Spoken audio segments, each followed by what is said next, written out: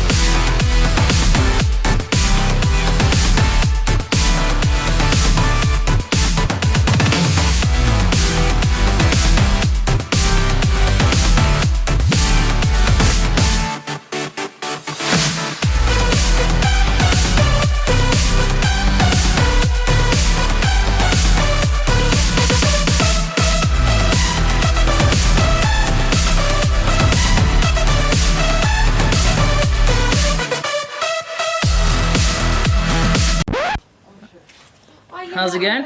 Hey Lamar. We are currently working on the wing. This is day 2. We're on the Saturday now.